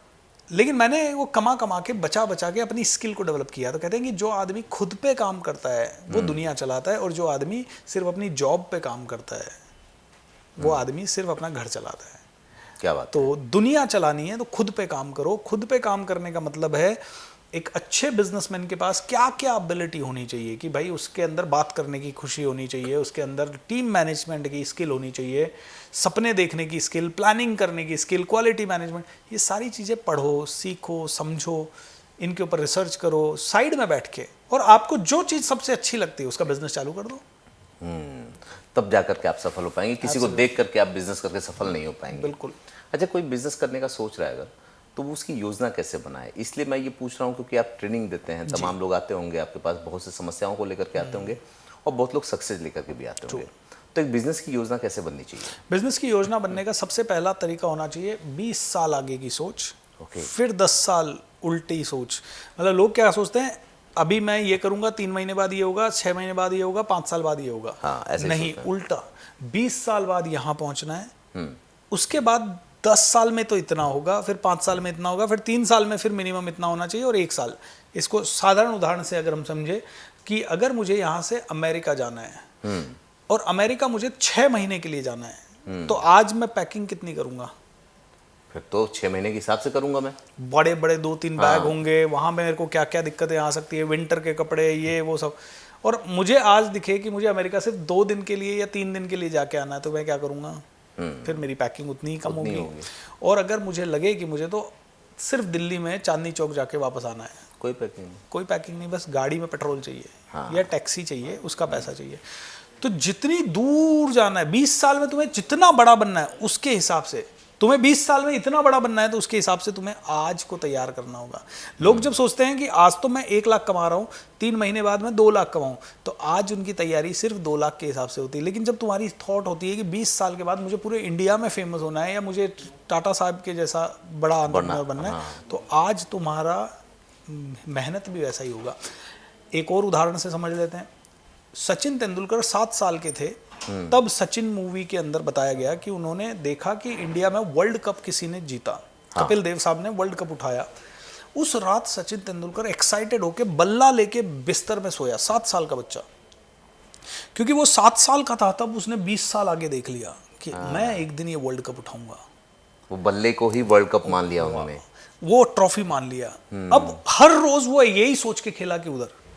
तो जब उसके सामने वर्ल्ड कप सपना था, तो उसका खेल का तरीका जो था कि पहले दिन से कोच होगा, मैं दिन भर पढ़ाई करूंगा स्कूल में, और उसके बाद वहां से छूटते ही रात तक कोचिंग करूंगा, ये पहले दिन से हो गया। नहीं तो कई आदमी कहता है मुझे इंडिया के लिए खेलना है, पैशन है नहीं, फिर वो सोचता है उसके लिए तो एक काम करता हूँ, पहले जो गली में क्रिकेट खेल रहा हूँ ना इसमें बेस्ट बनता हूँ, और वो गली में भी बेस्ट नहीं बनता कभी भी, क्योंकि उसके माइंड में कभी उतनी सीरियसनेस आती नहीं है। तो वो कहता है यार गली में ही बेस्ट नहीं बन पा रहा हूँ, छोड़ो ना क्रिकेट विकेट किसी काम।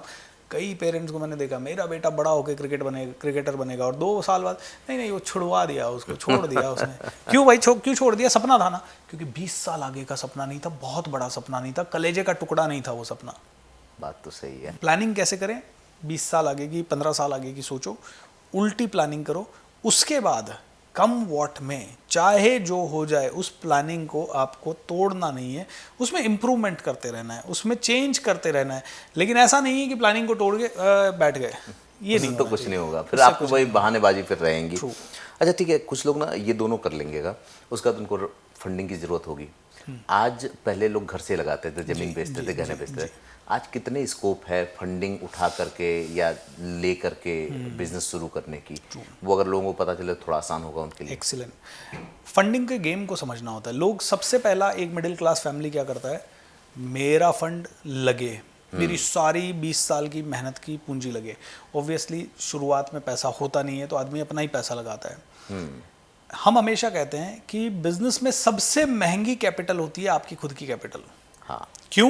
क्योंकि आपकी कैपिटल को कमाने में आपका 20 साल गया, आपकी कैपिटल को कमा के लगाया, उस पर आपने इंटरेस्ट भी नहीं लिया, और पता नहीं बहुत सारे उसके कारण आपका घर भी डिस्टर्ब हुआ। तो हम हमेशा कहते हैं कि बिजनेस में अपनी कैपिटल उतनी ही लगे जितना बिजनेस को बेसिक खड़ा करने के लिए जरूरत है। ओके। मान लो आपके पास किसी बिजनेस को खड़ा करने के लिए 5 लाख चाहिए, लेकिन आपके पास कैपिटल 1 करोड़ की है, और उस बिजनेस में over a period time 1 crore लगने भी वाला है, तो अपनी कैपिटल पहले मत लगाओ। अपना 5 लाख 10 लाख से उसको खड़ा कर लो, फिर दूसरी कैपिटल लगाओ जो है बैंक की कैपिटल। अगर बैंक की कैपिटल अगर आपको मिल जाती है, आपकी फाइल स्ट्रांग है, आपके पेपर स्ट्रांग है, तो मैं हमेशा यहाँ पे एक सजेशन देता हूँ कि कैश में धंधा करना जितना जल्दी हो सके उतना जल्दी छोड़ो, ताकि आपकी बैंक की फाइल स्ट्रांग हो, बैंक आपको लोन से सपोर्ट कर सके। तो जितना आप टैक्स में बचाते हो ना, उससे कई गुना ज़्यादा बैंक आपको सपोर्ट कर देता है। तो ये बहुत ही इंपॉर्टेंट पॉइंट है ये, अगर बिजनेसमैन कोई बनना चाहता है तो बैंक की फंडिंग पे सबसे ज़्यादा मेरा बिलीव है, इसलिए रहता है क्योंकि बैंक आके तुम्हें, जैसे पड़ोसी से फंड ले लिया तो वो आके गाली गलौज तक करके जलील कर देता है और हर दूसरे दिन आके खड़ा हो जाएगा। बैंक का एक प्रोसेस रहेगा कि भाई तुम्हें ईएमआई देनी होगी, उसके लिए तुम्हें 3 महीने का टाइम पीरियड मिलता है, कोई ईएमआई बाउंस भी हो गई तो रिमाइंडर आएगा। सो बैंक का फंड उससे भी ज़्यादा इंपॉर्टेंट है, अगर तुम्हें कोई ऐसा इन्वेस्टर मिल जाए जो तुम्हें फंड के साथ साथ आपको नो हाउ, जो कहते हैं कि बिजनेस करने का तरीका भी सिखा सके। जैसे जितनी भी वेंचर कैपिटलिस्ट फंड्स हैं, उनके कारण वो जिस भी बिजनेस में घुसती है वो बिजनेस बहुत बड़ा हो जाता है, क्योंकि वो सिर्फ फंड नहीं दे रहे, वो सिर्फ सपोर्ट भी दे रहे हैं।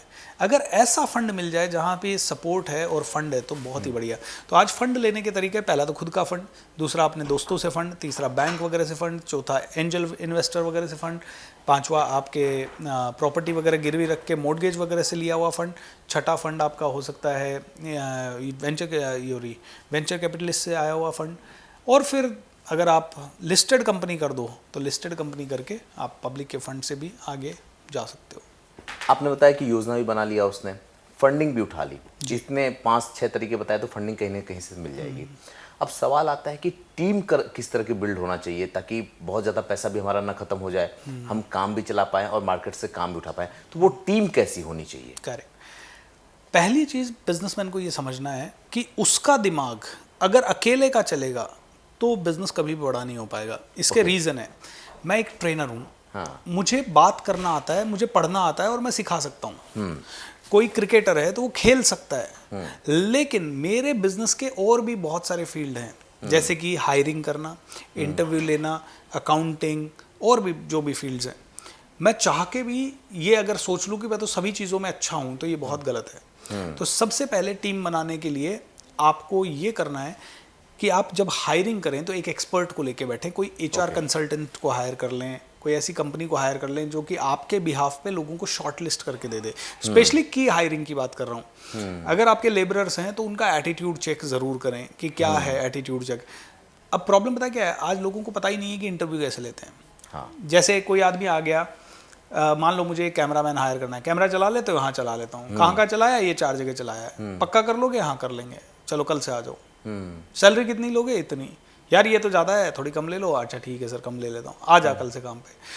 तुमने सिर्फ ये पूछा कैमरा क्या चला, तुमने नहीं समझा कि उसका एटीट्यूड क्या है। मुझे ये बताइए, एक आदमी एक गलत ड्राइवर ट्रेन को चलाए तो कितना बड़ा नुकसान हो सकता है? फिर तो एक गलत पायलट प्लेन को चलाए, बहुत बड़ा नुकसान हो जाता है। ऐसे ही आपकी कंपनी में एक गलत आदमी है तो कितना बड़ा नुकसान कर सकता है। तो हमें सबसे पहली जो काबिलियत डेवलप करनी है वो है इंटरव्यू लेने की काबिलियत। ओके। इंटरव्यू लेने की काबिलियत में भी आदमी को समझने की काबिलियत, उसकी साइकोलॉजी की काबिलियत। जैसे मैं हमेशा कहता हूँ लोगों को कि कुछ लोग होते हैं जो कि कैमरा चलाना जानते हैं लेकिन उनके पास आइडिया नहीं है, क्रिएटिविटी नहीं है, तो वो कैमरा चला भी लेंगे लेकिन आपको वो आउटपुट नहीं दे पाएंगे जो कि चाहिए। तो ये काम जो है स्पेशलिस्ट काम है, इसके लिए आपको क्रिएटिव आदमी ही चाहिए। इसके लिए इमोशनल हो या ना हो आदमी चल जाएगा आपको, लेकिन क्रिएटिव चाहिए। लेकिन अगर ऐसा कोई आदमी है जो मैनेज कर रहा है टीम को, 5 लोगों को, तो आपको वहां पे एक अच्छा सेंसिबल आदमी चाहिए जो बात अच्छा कर सकता हो। आपने कहा टीम मैनेज की, हाँ की है, तुमने उसका इंटरव्यू नहीं लिया कि उसकी कम्युनिकेशन स्किल कैसी है। तो टीम अच्छी बिल्ड करने के लिए आपका सेंस ऑफ अंडरस्टैंडिंग, साइकोलॉजी, आपकी पर्सनालिटी कैसे रीड करते हैं, ये थोड़ा सा ठीक होना चाहिए। और उसका सबसे सरल तरीका, कम से कम आपका इंटरव्यू चलना चाहिए 1 घंटा। ओके। कम से कम। और अगर पॉसिबल हो तो 2 या 3 राउंड 1-1 घंटे के। अच्छा। अलग अलग जगह पे, अलग अलग टाइमिंग में, अलग अलग मूड में। उसका रीज़न है, जब आप और मैं बात कर रहे हैं ना, पहले 15 मिनट मैं तो भैया अच्छा आदमी हूँ बहुत। 15 मिनट के बाद जब मैं धीरे धीरे खुलूंगा तो आपको मेरी असलियत, मेरे असली लहजा, असली ताकत, असली अंडरस्टैंडिंग, मेरा मतलब मैं इससे ज़्यादा अपने गार्ड्स को ऑन नहीं रख सकता, इसलिए मैं धीरे धीरे खुल जाऊंगा 1 घंटे में। और 1-1 घंटे ये 3 राउंड हो गए तो 100% आदमी के बारे में सब कुछ समझ में आ जाएगा। आपको कोई ना कोई ऐसा हिंट मिल जाएगा जिससे कि आदमी कह देगा कि ये फिट है या नहीं है। तो कैरेक्टर को समझें, उसके टैलेंट को समझें, उसके टैलेंट की राइट परीक्षा लें। तो मैं एक उदाहरण दूंगा तो उससे बहुत समझ में आएगा। एक फैक्ट्री थी जिसको मैं कोच कर रहा था, उनको सही आदमी नहीं मिल रहा था। तो मैंने कहा एक काम कीजिए, मैं लेता हूँ आपके इंटरव्यू। उन्हें रखना था एक फ्लोर सुपरवाइजर। तो उन्होंने पहले, मैंने कहा आप इंटरव्यू लो। उन्होंने आदमी को इंटरव्यू के लिए बुलाया, भाई तूने कहीं किया है, ये किया है, वो किया है, ठीक है चल कल बताते हैं। अगले दिन मैंने फिर बुलाया उसको। मैंने उसको बुलाया, मैंने कहा एक काम कर, अब मैं इंटरव्यू लूँगा, आपको देखना है। मैंने कहा सर 1 घंटा उनसे पूछा, पापा क्या करते हैं, मम्मी क्या करती है, भाई क्या करता है, तुमने ये क्या किया, ये क्यों नहीं किया, बड़ा क्यों नहीं सोचा, जॉब करने का क्यों नहीं सोचा, बिजनेस करने का क्यों नहीं सोचा, टीम को कैसे मैनेज करोगे, टीम टाइम पे नहीं आई तो क्या करोगे, कोई तुम्हारी बात नहीं मानेगा तो क्या करोगे, टीम में 2 गुट बन गए तो क्या करोगे। ऐसे 1000 सवाल पूछ डाले। और उसके बाद उस आदमी को कहा नीचे फ्लोर पे जा, अभी जा और मुझे आधा घंटा फ्लोर पे बिता और मुझे बता कि मैं क्या क्या इंप्रूवमेंट कर सकता हूँ। तो वो आदमी जब फ्लोर से वापस आया तो उसने 20 इंप्रूवमेंट दिखाए, ये कर सकता हूँ, ये कर सकता हूँ, ये कर सकता हूँ। तो उससे मुझे इंटेलिजेंस समझ में आई कि यार ये बंदा सोच पाया। दूसरे आदमी को फ्लोर पे भेजा, सर ठीक ही तो है सब कुछ।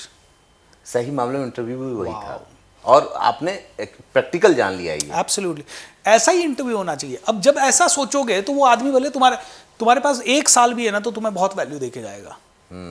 आदमी का फोकस क्या होता है, मैंने किसी को हायर कर लिया, अब ये 10 साल टिकना चाहिए, ये सोच के तो हायर ही मत करो किसी को। जो आदमी 10 साल तुम्हारे यहीं टिक के रहने के सोच के आया ना, वो शायद सही एम्प्लॉय भी नहीं होगा। क्यों नहीं होगा? क्योंकि उसके अंदर शायद टैलेंट नहीं है, इसलिए वो आगे बढ़ने की सोचेगा ही नहीं। वो कहेगा 10 साल इधर ही टिका हूं। ये ना बहुत इंपॉर्टेंट और मतलब बहुत ज़रूरी जवाब था कि आपकी पूरी मेहनत, आपका पूरा बंदोबस्त एक झटके में, एक वो जैसे कहते हैं ना फल की टोकरी में एक फल खराब मिल जाए तो वो सड़ जाता है। सवाल बहुत हैं लेकिन एक आखिरी सवाल पूछते हुए वाइंड अप करूंगा क्योंकि उससे ना ये बिजनेस वाला पार्ट भी थोड़ा सा कंप्लीट हो जाएगा। वैसे तो फिर सेल्स बचता है, फाइनेंशियल प्लानिंग बचती है और भी तमाम HR बचता है और तमाम चीज़ें बचती है। लेकिन आखिरी सवाल मेरा ये होगा आपसे कि यहाँ तक आ गया, उसने फंडिंग ले ली, टीम बना ली, अब आती है बात ग्राहक, कस्टमर की और कस्टमर के इंगेजमेंट की। करेक्ट। इसको कैसे पूरा किया जाए क्योंकि इतने में वो समझ जाएगा, बाकी तो इंटरनल डिपार्टमेंट होते हैं। तो अब भाई ये जो चौथा पार्ट हमारा है कस्टमर और उसकी एंगेजमेंट की, इसके लिए क्या करना चाहिए उसको? 2 दुकानदार है, एक दुकानदार के वहाँ भीड़ लगी हुई है और दूसरे दुकानदार के वहाँ कोई नहीं है, लेकिन दोनों किराना बेच रहे हैं, शक्कर बेच रहे हैं, चावल बेच रहे हैं, दोनों की रेट सेम है। पता लगाया गया कि एक दुकानदार, कस्टमर आता है क्या चाहिए, चावल चाहिए, ये ले चावल। दूसरा दुकानदार, कस्टमर आया, हेलो सर नमस्ते, कैसे हैं, बहुत दिनों बाद आए, क्या चल रहा है, बहुत बढ़िया, अरे अरे अरे साहब क्या चाहिए, इधर आ जाओ साहब, आप रोज आते हो, आप इधर आ जाओ, एक बार इसको लिखवा दो लड़के को। तब तक दूसरे, अरे सर आप कैसे हैं, इधर इसने लिखवा दिया दाल चावल शक्कर, और ये इंस्ट्रक्शन, सर को जल्दी देना, अच्छी क्वालिटी वाली देना, हाँ वो वाली जो मैंने मेरे घर के लिए ली थी। ये जो छोटा सा पर्सनल टच है, हम इसको बोलते हैं मोमेंट ऑफ मैजिक। भाई कस्टमर तुमसे आया, ये एक टच पॉइंट है तुम्हारा, इसको बोलते हैं मोमेंट ऑफ ट्रूथ, कि ये सच्चाई है कि कस्टमर तुमसे जुड़ा, लेकिन तुमने इस जुड़ाव को मैजिक में बदल दिया। तो बस ये ही कस्टमर सर्विस का सबसे बड़ा सीक्रेट है। इसका 1-2 उदाहरण आपको बहुत प्रैक्टिकल, आप कई होटल्स में गए होंगे, एक बेसिक ओयो रूम में आप चले जाइए या बेसिक छोटी होटल में आप चले जाइए, जहां पे भी आप जाओगे, ओयो रूम हटा देते हैं, क्या पता ब्रांड वगैरह कोई इशू हो। एक बेसिक आप छोटी सी होटल में चले गए, किसी भी छोटी होटल में आप जाओगे, हाँ क्या चाहिए सर, रूम है, नहीं सर अभी रूम तो नहीं है, ठीक है, अच्छा क्या चाहिए सर, रूम है, हाँ सर रूम है, अवेलेबल है, इतने रुपए का है, अच्छा ठीक है दिखा दिया, बढ़िया है, 2 पैसे, कोई स्माइल नहीं, कोई ग्रीटिंग नहीं। एक 5 स्टार होटल में आप जाइए, आपकी गाड़ी अंदर घुसी, वॉचमैन नमस्ते सर, फिर वो आपसे परमिशन लेके आपकी गाड़ी वाड़ी चेक करेगा, फिर जैसे ही आप पोर्च में रुकेंगे, नमस्ते सर, हाथ जोड़ के आदमी आपका गाड़ी का आपका खोलेगा, वैले पार्किंग, वो गाड़ी से आप नीचे उतरे, जहाँ पे वो चेकिंग करने के लिए होता है, आपका फ़ोन वोन और वो मशीन लगी होती है, वहाँ पे नमस्ते सर, अपना फ़ोन वोन यहाँ रख दो। उस मशीन को आपने पार किया, अंदर गए, एक लेडी या एक लड़का कोई तो खड़ा होगा, नमस्ते सर। और जैसे ही आप रिसेप्शन पे जाओगे, नमस्ते सर। अलग अलग 5 स्टार होटल का अलग अलग कल्चर है वो। अब ये देखिए, मैंने गाड़ी अंदर गाड़ी अंदर डाली और वहाँ से मैं रिसेप्शन तक गया, 6 टच पॉइंट आ गए और 6 के 6 मैजिकल थे। 6 के 6 नीट एंड क्लीन लोग, 6 के 6 स्माइलिंग लोग, 6 के 6 ग्रीटिंग करने वाले लोग, सबका तरीका हो एक। भाई आज साउथ इंडिया का एक कल्चर है, नॉर्थ इंडिया का एक कल्चर है, ब्राह्मण की फैमिली का एक कल्चर है, राजपूत की फैमिली का एक कल्चर है। वो कल्चर ही तो है जो हमें जोड़ता है। No doubt. और जब तुम्हारी पूरी टीम में वो कल्चर दिखेगा तो कस्टमर अपने आप जुड़ेगा। तो कस्टमर के हर एक्सपीरियंस को, हर इंटरेक्शन को मैजिक में बदल दो, हर इंटरेक्शन को। अच्छा, आखिरी कहने वाला क्या होता है ना, जो सवाल पूछने वाला होता है वो बड़ा लालची होता है। वो सोचता है जितनी ज़्यादा जवाब मिल जाए वो अच्छा है। लेकिन ये आखिरी सवाल है। सवाल ये है कि ये तो हो गया कि कस्टमर आ गए तो उनके रिटेंशन के लिए जी, लेकिन शुरू में कस्टमर लाने के लिए क्या क्या प्लेटफॉर्म हो सकते हैं, क्या क्या टूल्स हो सकते हैं? जब हमारा बिजनेस नया है, कोई जानता नहीं है, क्योंकि कितना भी अच्छा सामान हो, कितनी अच्छी सर्विस हो, लोग जानेंगे ही नहीं तो आएंगे जैसे। तो उनके लिए क्या चीज़ें हो सकती है, किस टूल्स का माध्यम से यूज़ करके कम पैसे में अपने बिजनेस को लोगों तक पहुंचा पाएं? आपका बिजनेस अगर किराना का है या ऐसी चीज़ है जो आपके आसपास के 2 किलोमीटर में चलेगी, तो सबसे बढ़िया है माउथ पब्लिसिटी, और सबसे बढ़िया है घर जाके एक बार प्रॉपर इंट्रोडक्शन दे देना, अपना कार्ड वार्ड दे देना, एक्सप्लेन कर देना। और कोई भी एक फ्री टूल, कोई भी एक फ्री चीज़, सर ये चॉकलेट फ्री आपके लिए। मैं एक मिठाई की दुकान पे थोड़े दिन पहले गया, दिवाली की दुकान, दिवाली का टाइम था, बहुत भयंकर भीड़ थी। अब वो भीड़ देख के मेरा मन हो गया कि यार बाहर चलते हैं, बेटे का मन हो गया पापा यहाँ से चलते हैं। हम जैसे ही बाहर जाने लगे, इतनी देर में तो दुकानदार आया और बेटे के हाथ में 2 चॉकलेट थमा दी। अब है ना क्या हो गया, अब एक ऑब्लिगेशन हो गया, यार साला चॉकलेट इसके हाथ की ले ली, अब तो रुकना पड़ेगा। अब देखिए कितनी बड़ी मार्केटिंग स्ट्रैटेजी है। कोई मिठाई की दुकान में मैंने आज तक ये नहीं देखा, but this was such a beautiful thing, beautiful. ये छोटी एरिया में मार्केटिंग, अगर 2, 4, 5 किलोमीटर के मार्केटिंग में है तो इस तरह के तरीके आप अपना सकते हैं। अगर आपको पूरे देश के लेवल पे जाना है तो मैं कहूँगा आज के डेट में सबसे अच्छा और सबसे सस्ता माध्यम है डिजिटल। आप गूगल ऐड करो, आप फेसबुक ऐड करो, आप लोगों के अच्छे टेस्टिमोनियल लेके यूट्यूब वीडियोस बनाओ, आप पॉडकास्ट वगैरह के माध्यम से करो। बिकॉज इसको हम कहते हैं सिस्टमैटिक रेवेन्यू प्लान। कि मान लीजिए एक यूट्यूब वीडियो किसी ने मुझसे बनवाया अपनी ब्रांड के बारे में या आपसे बनवाया, तो वो वीडियो अगले 10 साल तक पड़ा है, तब तक उसको रेवेन्यू आता रहेगा। बाकी जितनी भी ब्रांडिंग एक्टिविटीज़ है, जैसे आपने न्यूज़पेपर में ऐड दिया, मैंने कई बार न्यूज़पेपर में ऐड दिया और ऐसा लगता था न्यूज़पेपर में ऐड देते कॉल्स की बौछार होगी, ये होगी, वो होगी, पढ़ाई नहीं। और सुबह देखा 10 बजे तक कॉल नहीं आए, 12 बजे तक कॉल नहीं आए, 1-2 बजे तक 1-2 आए, और अगले दिन सुबह नया न्यूज़पेपर आ गया, उसकी वैलिडिटी खत्म। तो मैं कहता हूँ ऐसा कोई भी बिजनेस मीडियम, मार्केटिंग मीडियम शुरुआत में ना अपनाएं। जब आपके पास पैसा कम हो तो बिल्कुल ना अपनाएं, जो कि जिसकी वैलिडिटी जल्दी खत्म हो सकती है।